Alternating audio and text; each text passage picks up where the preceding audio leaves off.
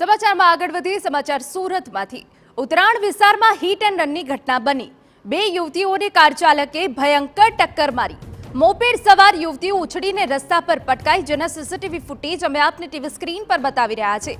ઘટના બન્યા બાદ આરોપી કાર ચાલક ટક્કર મારીને ફરાર થઈ ગયો। સીસીટીવીના આધારે પોલીસે કાર ચાલકને પકડી પણ પાડ્યો છે। આરોપી કાર ચાલક સામે અગાઉ પણ ગુના નોંધાયેલા છે। તો ઉત્તરાયણ વિસ્તારમાં હિટ એન્ડ રનની ઘટના બની છે, જેના સીસીટીવી ફૂટેજ સામે આવ્યા છે।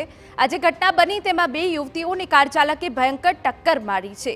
જો કે ત્યાંથી કાર ચાલક ફરાર થઈ ગયો હતો। તે બાદ પોલીસ દ્વારા સીસીટીવી ફૂટેજ તપાસવામાં આવ્યા અને કાર ચાલકને ઝડપી પાડવામાં આવ્યો। જ્યારે કાર ચાલકને ઝડપી પાડવામાં આવ્યો ત્યારે વિગતો સામે આવી કે આ કાર ચાલક સામે અગાઉ પણ અનેક ગુના દાખલ થયેલા છે। અમારા સંવાદદાતા બળદેવ સુથાર વધુ વિગતે વાત કરવા જોડાયા છે। બળદેવ, પૂરી વિગત।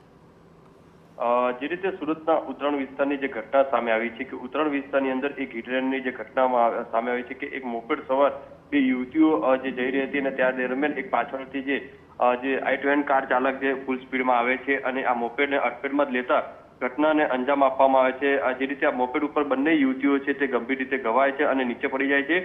મહત્વની વસ્તુ એ છે કે આખી ઘટના છે તે નજીકમાં લાગેલા સીસીટીવીમાં કેદ થઈ હતી અને સીસીટીવીના આધારે આ યુવતીઓ દ્વારા ઉત્તરાયણ પોલીસ સ્ટેશનની અંદર જે ફરિયાદ નોંધાવી હતી અને ઉત્તરાયણ પોલીસ દ્વારા આ બાબતે ફરિયાદ નોંધી અને સીસીટીવીના આધારે જે ગાડીનો નંબર દેખાય છે તેની જે શોધખોળ કરવામાં આવી હતી અને જે કાર ચાલક છે વિક્રમસિંહ અટાલિયા નામનો જો વ્યક્તિ છે તેનું જે નામ સામે આવ્યું હતું ને તેની અટકાયત કરી અને જે કાયદેસરની કાર્યવાહી છે તે ઉત્તરાયણ પોલીસ દ્વારા કરવામાં આવી છે। મહત્વની વસ્તુ એ છે કે જે રીતે આ કાર ચાલકની દાદાગીરી જે રીતે જોવા મળી રહી છે કે જે મોપેડને ટક્કર મારે છે અને ત્યાંથી જે યુવતીઓ છે તેમને ઉભા કરવા પણ નથી રહેતો અને ત્યાંથી ફરાર થતા નજરે પડી રહ્યો છે।